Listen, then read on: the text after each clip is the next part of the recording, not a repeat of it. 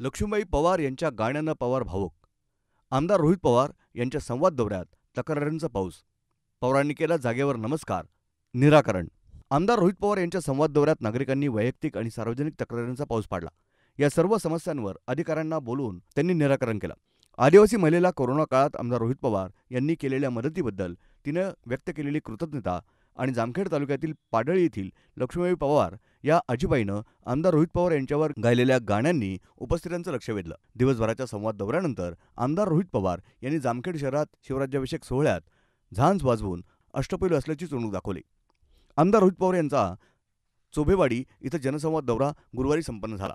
यावेळी राष्ट्रवादी काँग्रेसचे तालुकाध्यक्ष विजयसिंह गोलेकर, जिल्हा परिषद सदस्य दत्तात्रय वारे, युवक तालुकाध्यक्ष प्रशांत राळेभात, युवक तालुका कार्याध्यक्ष अशोक पठाडे, आजीनाथ कुमटकर, अमर चाऊस, नान्नजचे माजी सरपंच संतोष पवार, भीमराव मोहोळकर, बाळासाहेब गोरे, संतोष कुमटकर, प्रवीण उगले, संदीप गायकवाड, दीपक कुमटकर आदी मोठ्या संख्येनं उपस्थित होते.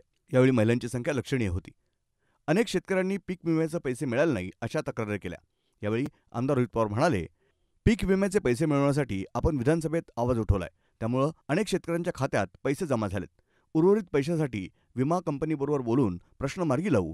चेन्नई सुरत हा नियोजित महामार्ग अरणगाव आणि नान्नज येथून जातोय. तिथल्या जागेचे पंचनामे आणि शेतातल्या फळबागा जाणार असल्यानं पंचनामे करावेत अशी मागणी केली असता आमदार रोहित पवार यांनी उपविभागीय अधिकारी यांना फोन लावून पंचनामे करण्याबाबत सांगितलं. जवळा ते खर्डा हा रस्ता पूर्ण झाला असून नान्नज ते शेळगाव या रस्त्याचं 2.5 किलोमीटर काम बाकी आहे. ते लवकरात लवकर पूर्ण करावं अशी मागणी करण्यात आली. विजेची समस्या, वाढीव दरानं बियाणे विक्री, गावातील रस्ते, घरकुल, विहिरींबाबत तक्रारी नागरिकांनी केल्यात. यानंतर आमदार रोहित पवार यांनी खुटेवाडी येथील नागरिकांच्या समस्या जाणून घेतल्या आणि संध्याकाळी जामखेड शहरातील शिवराज्याभिषेक सोहळ्याच्या मिरवणुकीत सहभागी होऊन झांज वाद्य वाजवलं. चोंबेवाडी येथील आदिवासी समाजातील कमलाबाई काळे हिला कोरोना झाला होता. त्यावेळी त्यांना दवाखान्यात घेतलं नाही. त्यावेळी आमदार रोहित पवार यांना फोन केला असता ते कर्जतवरून नान्नजला आले आणि त्यांनी मला डॉक्टर आरोळे हॉस्पिटलमध्ये उपचार घेण्यासाठी दाखल केलं. इंजेक्शन आणि औषधं मिळाली, त्यामुळं आपण जगलो. हा क्षण मोठा असून मी जिवंत असेपर्यंत त्यांनाच मतदान करणार असं सांगताना त्या भारावून गेल्या होत्या.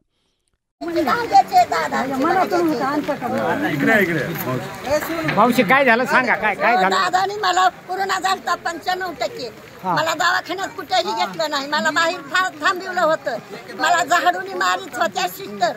मग मला दादाचे समोर फोटो दिसले. माझ्या सुनबाईला म्हणले, सुनबाई दादाचे फोटो दिसते, दादाला फोन लावा. मला काय दवाखान्यात घेत नाही. 95% झालं. मला बाहेर दारात बसवलं होतं. मग फोन लावला. फोन लावल्यावर दादाच माझ्याशी बोलले. दादा पारधी समाज चंदन काळेची मंडळी आणि नितीन चंदन काळे 2 आम्ही पेशंटला वाया गेलेले आहेत. दादा आता मला सहकार्य करा. तर दादा मला एका तासात सहकार्य केलं. दादा कुठे आहे तुम्ही? तर तुम्ही दादा म्हणले मी कर्जतमध्ये आत्ता आलो मी. दादा आल्यानंतर मला गाडा घेतला. दादानी गाडीवर नेऊन मला ॲडमिट केलं आणि ॲक्शन दिलं आणि सलाईन वगैरे मला दादानी सोयी केली. मला जगीमध्ये आनंदमध्ये ठेवले दादानी. माझा जीव आहे तर अभिमान दादाचं मी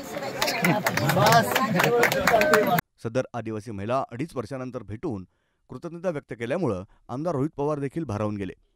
जामखेड तालुक्यातील पाडळी येथील लक्ष्मीबाई पवार या आजीबाईनं आमदार रोहित पवार बारामती इथून येऊन कर्जत जामखेडचे आमदार झाले. त्यांनी तालुक्यात केलेली विकास कामं आणि सर्वसामान्य नागरिकांबरोबर असलेले संबंध याबाबत आपल्या आवाजाच्या अनोख्या शैलीत त्यांनी गाणं गाऊन उपस्थितांची मनं जिंकली.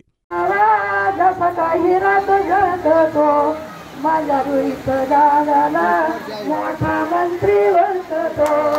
माझा रोहित दादाला मोठा मंत्री बनतो. त्या पाण्याची जाणबारा मतदान दादाला करा.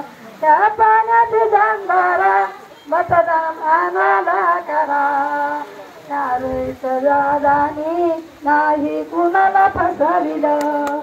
त्या रोहित दादानी नाही कुणाला फसवलं. नाही कुणाला फसवलं. माणसात माणूस बसवलं. नाही कुणाला फसवलं. माणसात माणूस बसवलं. प्रतिनिधी नासिर पठाणचा पत्रकार अशोक निमोणकर, जामखेड.